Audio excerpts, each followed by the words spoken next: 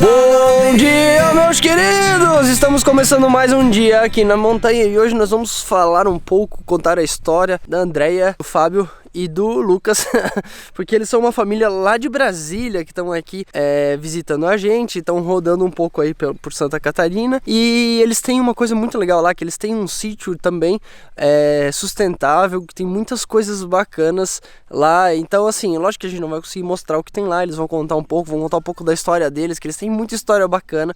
E então se você tá chegando agora aqui no canal, você tem que se inscrever, clica no botãozinho vermelho aqui embaixo, ativa o sininho para receber as notificações, que até agora há pouco o Fábio ainda queria tirar as cuecas dele do varal, que ele achou que ia ficar que ia mostrar. Mas é assim, a gente sabe que quem tá na estrada, bicho, sempre tem que ter um varal, porque afinal de contas eles estão nesse carro aqui já faz praticamente 10 dias e vão ficar rodando aí um mês, que é uma Duster com barraca de teto.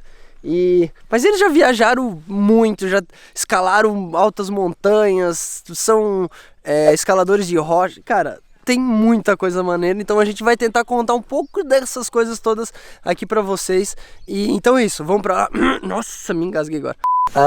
A gente, quando descobriu a permacultura, cara, mudou a nossa vida, porque muita coisa que a gente acreditava, a permacultura conseguiu traduzir, assim, mostrar pra gente de uma forma mais, com estudos, coisas que a gente já acreditava, né? Como é que pra vocês nasceu essa afinidade de vocês com a permacultura? Como é que começou essa história? Foi muito parecido, porque a gente foi morar num sítio meio por acaso, né? De repente a gente estava lá numa terra. E o pai da Andréia trabalhou com agricultura orgânica, dava aula disso e tinha muitos livros. E um dos livros que ele tinha era a Introdução à Permacultura, do Bill Mollys. A gente pegou aquele negócio, começou a ler aquilo ali e sentiu uma identificação com os princípios, com a forma de abordar a questão, que a gente não conseguiu parar mais. Leu tudo que apareceu, aí fomos num centro de permacultura que é perto de Brasília, que é o IPEC, fomos fazer o curso de permacultura, depois não paramos mais. Ajudamos a formar o IPOEMA, que é o Instituto de Permacultura de Ecovilas de Brasília, e estamos dando aula de permacultura, auxiliando em projetos desde então, Teu pai é alemão, né? Meu pai nasceu na Alemanha. Quer contar um pouquinho como é que é essa história pra gente? Que eu acho muito doida. É uma família bem misturada, né? Meu pai nasceu na Alemanha e minha mãe é carioca, mas é filha de baianos. E eu nasci em Macapá, mas fui criada no Planalto Central, em Brasília, né? E meu pai, a história dele é interessante porque ele é filho de alemães com brasileiros, só que esse encontro do alemão com o brasileiro aconteceu que o meu bisavô era maestro. E ele veio para Blumenau depois da Primeira Guerra Mundial, porque a Alemanha estava destruída e ele teve uma oportunidade de dar aula na escola de música de Blumenau. E lá ele conheceu a minha avó, que é da família Altenburg, minha bisavó. E eles se conheceram, casaram, tiveram os filhos e resolveram voltar para a Alemanha. E o meu avô tinha dupla nacionalidade, brasileira e alemã. E na época da Segunda Guerra Mundial ele teve que lutar no exército alemão.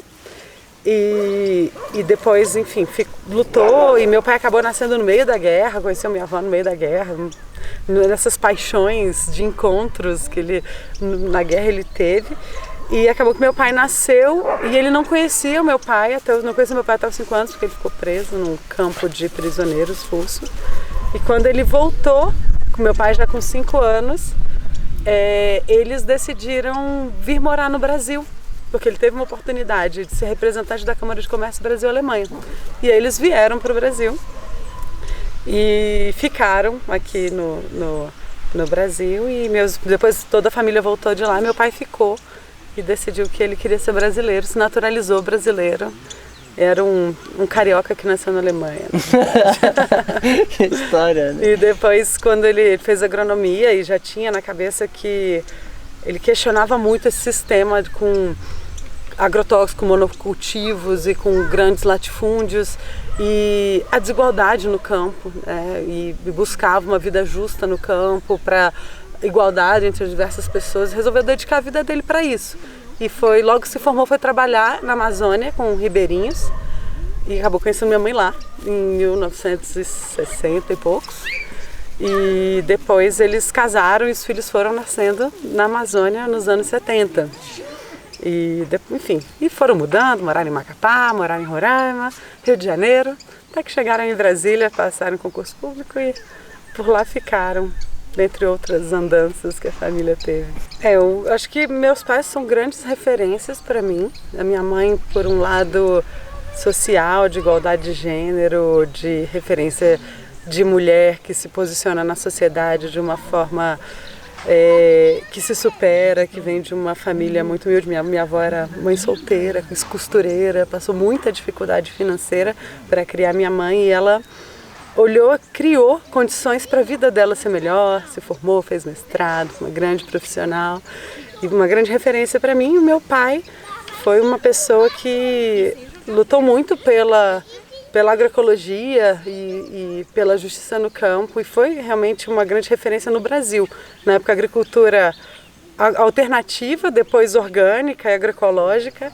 Quando ele faleceu, ele foi muito homenageado, teve um prêmio, Jorge Zimmermann, então pessoas que me deram uma base boa e eu criei a minha referência pessoal a partir de outros aspectos, que hoje em dia a permacultura me guia muito. E na Toca da Coruja a gente tem o propósito de viver de uma forma sustentável, a nossa missão é viver de uma forma sustentável e compartilhar isso para que outras pessoas possam viver do modo delas também, mas que isso possa ser levado para outras pessoas. E aí isso entra em diversas dimensões e eu trabalho na Matriz Socioambiental, que é a minha empresa, então a gente integra a Matriz com o trabalho da Toca da Coruja. E na Matriz hoje a gente trabalha também com muito foco em agroecologia e participação social e um dos nossos principais trabalhos é disseminar as comunidades que sustentam a agricultura no Brasil e principalmente no Distrito Federal, né? Então é um trabalho de empoderamento, de integração numa perspectiva sustentável das famílias da cidade com as famílias do campo. E criando uma comunidade que se faz uma autogestão, que se cuida. E a gente trabalha nessa promoção. E hoje em dia o Distrito Federal é a unidade da federação que mais tem esse tipo de comunidade. Antes nossa pegada era estar na natureza, mas fazendo atividade esportiva. A gente gostava de praticamente tudo, de trekking, canoagem, mountain bike, escalada. Ao contrário de muita gente que está envolvido com essas atividades de aventura, a gente nunca foi muito pela adrenalina. A gente buscava paisagem, lugares bonitos e eu pelo menos comecei a fazer coisas mais ousadas de uma forma natural, porque tinha um lugar legal que eu olhava, puxa, mas aquela montanha ali é super maneira tal, poxa, mas só dá para chegar escalando, caminhando não dá, então vamos aprender a escalada. Tem tal lugarzinho, tal lugar ali no litoral que, pô, isso aqui só faz sentido viajar de caiaque. Não faz sentido você viajar com barco a motor fazendo barulho. Então vamos aprender a remar, fazer caiaque oceânico para conhecer os lugares, né? Então foi muito isso, foi adaptar o modo de viagem com o destino e a gente foi fazendo. Então a gente nunca foi de buscar maiores desafios assim, não. A escalada, assim, mais que eu diria que da escalada mais difícil que eu fiz, considerando todo o contexto, foi o Cotacachi no Equador. Que era uma montanha acima de 4.000, com uma escalada em rocha misturado com gelo. Então foi aquela que a gente ficou mais pilhado, né? Um dos que mais me surpreendeu foi o Monte Roraima. O Monte Roraima, eu estava achando que a viagem ia ser uma coisa muito turística, porque é um negócio muito divulgado e tal. Não estava dando muito valor, né? Mas quando cheguei lá no platô do Monte Roraima, realmente parece que você está em outro planeta. Sério? E aquilo que a gente estava falando mais cedo, né? Tem totalmente fator UAU. O Monte Roraima é realmente uma paisagem surpreendente. O lugar e a vista. A vista, mais o lugar do que a vista. Do platô você vê selva de um lado, vê os campos de Roraima e da Venezuela do outro. Mas lá em cima, as formações rochosas, porque a gente fala de Monte Roraima, né? Mas o Monte Roraima é do tamanho da ilha de Fernando de Noronha. Fomos parar num sítio, descobrir uma permacultura, passamos um tempo internados no sítio só pensando nisso. Então, a CSA Toca da Coruja, que é a comunidade que sustenta a agricultura Toca da Coruja, ela foi a primeira CSA do Distrito Federal e basicamente uma CSA funciona assim. Você tem uma família de agricultores, no caso nós, e um conjunto de famílias urbanas. Essas famílias passam a ser coagricultoras. O movimento de CSA é uma mudança da cultura do preço para a cultura do apreço. Então, nessa ideia, você integra a necessidade das famílias urbanas de alimentação saudável, de conexão com a terra, de apoiar também o agricultor no campo e a necessidade do agricultor financeira, de apoio mútuo, de estabilidade. Então, nessa conexão de suprir necessidades mútuas, a comunidade se forma. Numa CSA, o agricultor levanta os custos de produção de um determinado período, normalmente 6 meses a 1 ano, e esses custos são financiados pelas famílias de coagricultores. Cada família então tem uma cota, é como se fosse uma sociedade na horta, e aí a horta, a produção da horta e o que está produzindo naquela determinada época do ano é entregue para as famílias semanalmente num ponto de convivência, que é o lugar onde as famílias se encontram, elas combinam onde vai ser. No nosso caso já foi um restaurante, depois foi a casa de uma coagricultora, algumas famílias pegavam na própria chácara. E a ideia é que elas possam não só conviver semanalmente um pouquinho no ponto de convivência, mas também ter vivências na chácara. Então, lá na nossa chácara, por exemplo, as famílias falaram que a gente queria poder ser mais sustentável no nosso dia a dia. E aí, uma das demandas foi fazer minhocários domésticos. E a gente criou uma oficina de minhocários domésticos para as famílias. Aí, outra questão era que as crianças queriam poder ter mais contato com o meio rural, com a natureza. A gente fez acampamento para as crianças. Então, não é só uma ideia de produzir e alimentar as famílias ou financiar uma produção, mas propiciar uma vida em comunidade. E além disso, as próprias famílias trabalham como voluntárias na gestão da comunidade. Então, por exemplo, no planejamento e controle financeiro, nas atividades de convivência, na comunicação da comunidade. E aí, no nosso caso, a gente criou um blog que chama Corujinha News, que a ideia é divulgar as atividades da comunidade também. E assim acontece uma dinâmica de apoio mútuo e de vida em comunidade dentro desse movimento de CSA que é mundial, que foi criado a partir de uma perspectiva de agricultura biodinâmica, da visão de Rudolf Steiner. Isso se difundiu no mundo e no Brasil e é muito forte também o movimento hoje em dia. Permacultura é um modo de encarar a vida, é um estilo de vida antes de mais nada, né? Não é uma profissão, não é algo que você faça para viver, para ganhar dinheiro, mas é algo que orienta a forma como você vive.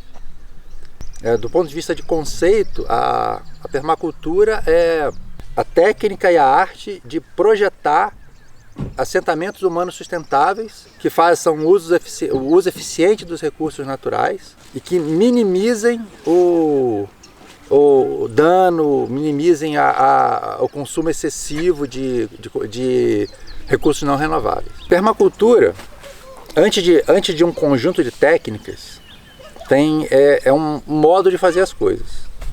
E o principal, a linha mestra da permacultura, é a integração de elementos. Como no ecossistema natural, você tem um nível trófico que faz a produção, aí você tem um outro nível que consome, que, por exemplo, eu tenho gramínea que capta energia do sol e concentra amido e açúcares nas folhas. Aí você vem um herbívoro, come aquilo.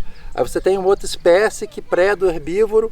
Isso tudo se organiza de uma forma mais ou menos natural, otimizando o uso da energia, o uso de recursos naquele ambiente natural. O que a permacultura faz é usar esses exemplos e trazer para ecossistemas onde o homem está presente. É importante você produzir seu próprio alimento, mesmo que em pequena escala, você ser corresponsável com aquilo que você consome, você tratar todos os seus dejetos, tudo aquilo que todos os seus resíduos, sejam eles de orgânicos ou não orgânicos, produtos que industrializados, etc., você mesmo dá um tratamento disso, não terceiriza para outro cuidar daquilo que você não precisa mais. Você se responsabiliza pelo todo. E, na medida do possível, produzir a própria energia, seja com energia solar, seja se você tem uma queda d'água, você aproveitar aquilo para gerar parte da sua energia. Ter fonte de água, você tem algum controle, seja captação de água de chuva, seja um poço no próprio terreno, não ficar dependendo de uma fonte externa. A gente estava comentando que no ano passado a gente passou por uma grande seca em Brasília, então teve racionamento de água na cidade inteira, as pessoas ficavam 3, 4 dias sem água. Mas a gente no sítio, isso não fez a menor diferença, porque a gente tanto tinha 2 tanques de armazenamento de água de chuva que dava para o ano inteiro, quando ainda tinha um poço artesiano que a gente podia usar também. E isso que é o incrível da permacultura, porque ela te faz observar de uma forma diferente cada lugar de forma única, porque não tem como você usar o que você fez lá no teu sítio, pegar e reproduzir exatamente aquilo que você tem lá aqui. Exatamente. Porque a gente tem outra realidade, outro tipo de relevo, outro tipo de planta, outro clima. E quando vocês dão um curso lá sobre...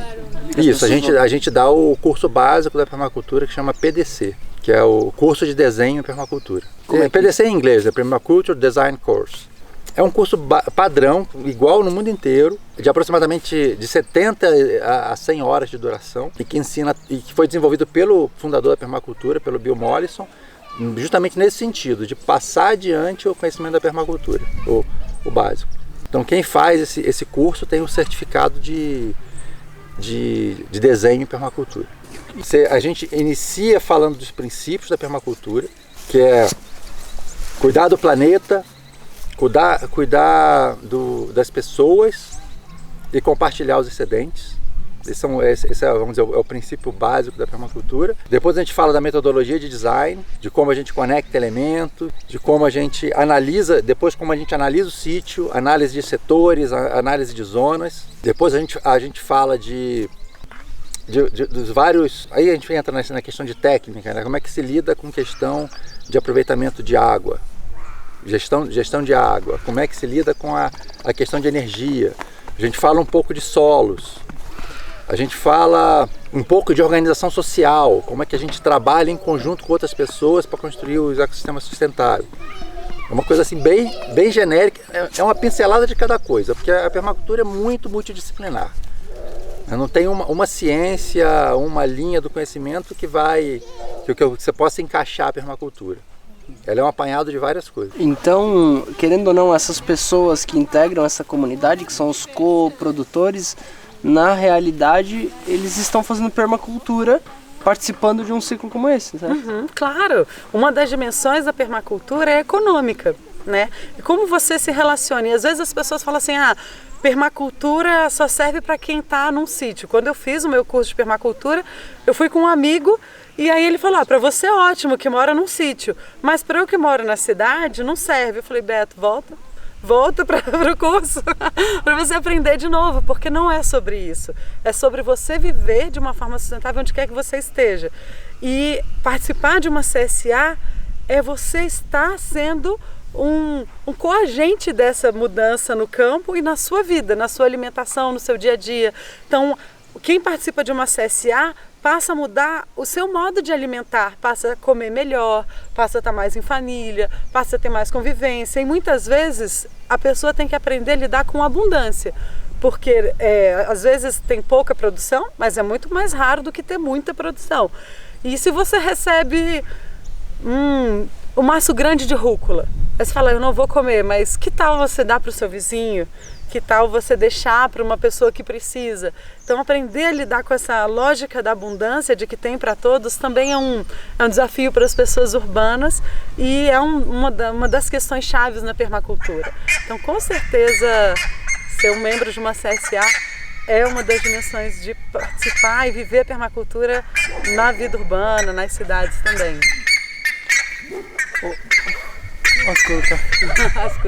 O que diferencia, eu acho, muito a permacultura é porque ela pega muitos conceitos de várias áreas diferentes e aplica isso de uma forma que seria permanente num sítio, onde esse assentamento de pessoas, né? Isso que eu acho interessante dela. Inclusive a permanência da permacultura, né, que está no nome, vem disso. Ela começou como uma estratégia de fazer uma agricultura permanente, uma agricultura perene. Que você pudesse continuar produzindo numa área, mantendo a produtividade, em contraponto a uma agricultura convencional, que se você não está sempre injetando recursos do ponto de vista de energia, de máquina, de fertilizantes, rapidamente você esteriliza a terra, né? Reduz muito a capacidade produtiva. Começou com isso, mas depois os próprios fundadores da permacultura começaram a perceber que não adiantava pensar só na agricultura, você tinha que pensar nas pessoas. E como que as pessoas iam se organizar para manter isso. E aí o nome, né, saiu de agricultura permanente para cultura permanente. Como criar uma cultura humana que pudesse cuidar do planeta, mantendo a capacidade do planeta de ser produtiva ao longo do tempo. Aí as pessoas podem pensar que isso talvez seja só mato, bioconstrução, construir casa de barro e reciclar vidro. Mas tu me falou uma coisa muito interessante, que você trabalha em escritório, né? Sim. E os notebooks que as pessoas não usam mais, você pega e você reaproveita isso. Isso é fazer permacultura. Isso também é fazer permacultura. É você olhar, a gente fala em permacultura que lixo é recurso mal aproveitado, é recurso fora do lugar. Então o que é lixo para um, né, pode ser algo útil para outro, se tratado de forma adequada, etc. Né? Esse exemplo que você deu do notebook, né? A gente tem colega de escritório que compra um notebook novo e não sabe o que fazer com o velho, né? Aí sabem dessa minha história, me trazem um notebook, eu instalo limpo o HD, instalo um novo software, pego peça de um e outro para montar um inteiro, tiro o HD de um, coloco memória e tal, e passo o seu notebook para pessoas carentes que estão precisando, principalmente para criança que está começando a estudar e não tem computador. Isso também é permacultura. Muito louco. Muito legal. Eu acho que é esse o sentido principal, né? Porque a gente conheceu pessoas que às vezes ficam muito ligadas no conceito e esquece da realidade, né? Isso que tu faz, por exemplo, com o notebook, que é só um exemplo, isso é real. Isso é se alinhar a permacultura com a vida convencional das pessoas. Sim, porque... de uma forma pragmática. A gente fala a coisa na prática, né? Tanto que o site que a gente criou é sustentável na prática por conta disso. O nome é Sustentável na Prática? Sustentável na Prática. Ponto o quê? .net. .net, a gente vai deixar na descrição. E foi isso, né? Só a história disso foi mais ou menos o seguinte. A gente tinha um grupo de pessoas ligadas ao Centro de Desenvolvimento Sustentável da UNB. A gente se reuniu para discutir sustentabilidade, né? E eu e a Andréia fomos visitar sítio de permacultura na época, lá em Brasília, e discutiu o que a gente podia fazer para promover sustentabilidade. Aí a gente fez uma proposta de, vamos fazer coisas com a gente mesmo. Aí uma das pessoas que estava lá falou assim, para a gente fazer, eu achei que a gente tinha se reunido para escrever um paper científico. Aí a outra falou, mas eu não estou preparado para parar de tomar banho quente, psicologicamente. Aí a gente percebeu que muitas das pessoas que estavam naquele grupo não queriam fazer de fato, queriam teorizar, queriam escrever, etc., mas não estavam dispostas a mudar os seus hábitos para se tornar mais sustentável. Aí dessa situação é que a gente tem que fazer uma coisa que é sustentável na prática, que as pessoas de fato podem começar a fazer, mesmo que em pequena escala, mesmo que de forma inicial, para entrar num caminho de sustentabilidade, né? E outra coisa que a gente percebe também, sustentabilidade não é uma coisa que chega, é um processo.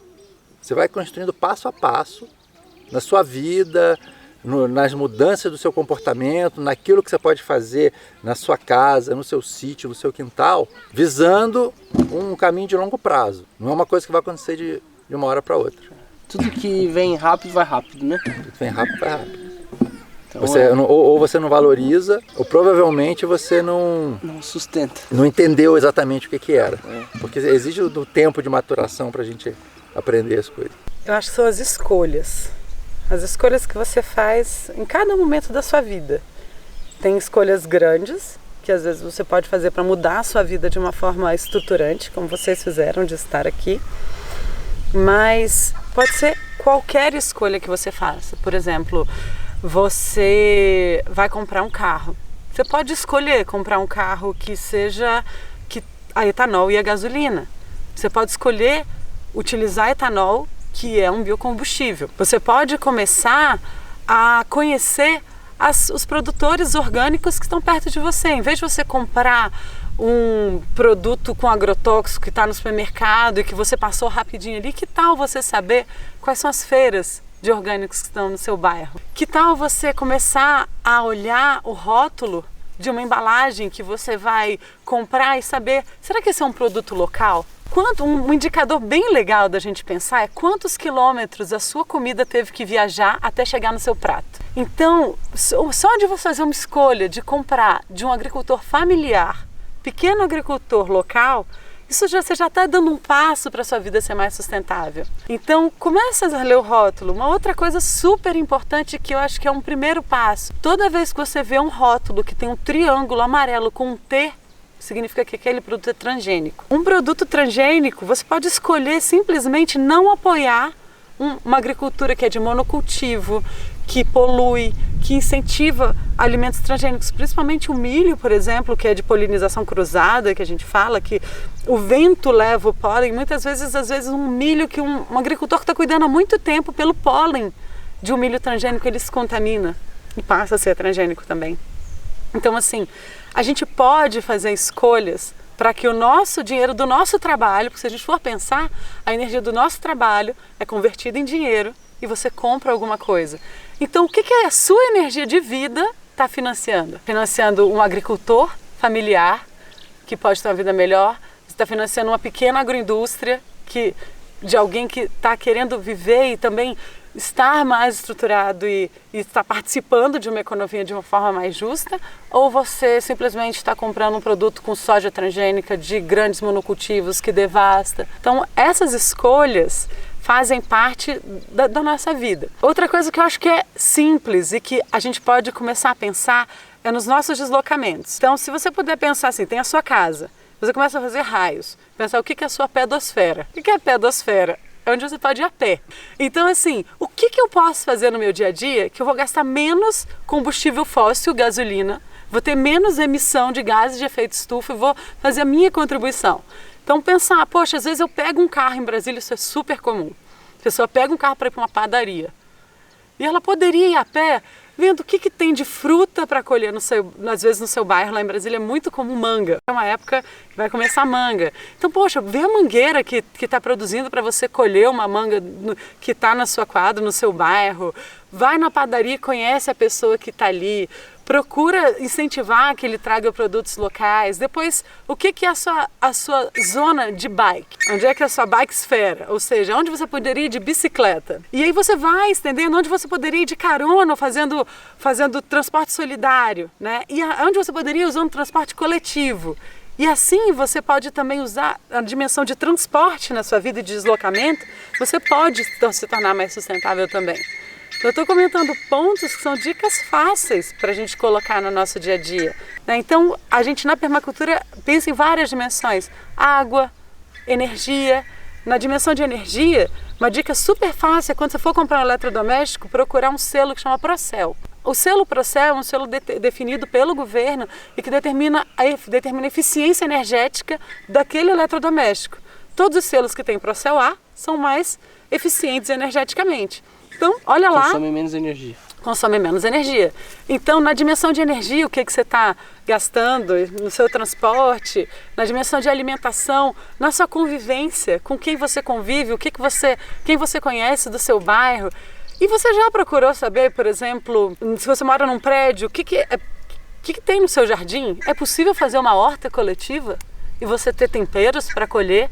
E conversar mais com seus vizinhos e ter uma hortinha para produzir um tomate, seu filho ver como é que um tomate cresce, que as crianças gostam muito outros produtos para ter numa hortinha coletiva de um apartamento, uma horta vertical. Por exemplo, no nosso site, que chama sustentavanapratica.net, a gente colocou uma seção Faça Você Mesmo e tem lá horta vertical. Aí você pega a garrafa PET, faz uma hortinha e coloca na janela do seu apartamento. Você já pode ter um tempero produzido na janela do seu apartamento. Então, se você pensar com pequenas atitudes, a partir de escolhas de consumo, até convívio e o que você está fazendo desde o jardim da sua casa, podendo produzir até em área impermeabilizadas, com boas técnicas, até num jardim de bairro, na praça do seu bairro, é possível também você criar jardins comestíveis, produzir mais frutíferas, ter mais oportunidade de convivência com seus vizinhos. Você tá com coisa toda cheia de sujeira. Sujeira. E aí também... Ih, cara, Você vai ter que trocar de roupa antes de sair. Não, tô olhando, não é fazer igual. Eu acho que tem uma frase que é super simples e que a gente pode lembrar sempre e que muita gente fala, mas eu acho que pouca gente leva isso para o seu dia a dia mesmo, que é: seja a mudança que você quer para esse mundo. Ou seja, o que a sua atitude cria de mudança a partir de você mesmo. Porque é muito fácil a gente julgar, a gente criticar, a gente atribuir ao governo, que eu acho que também não é uma questão da gente não reivindicar, não é isso.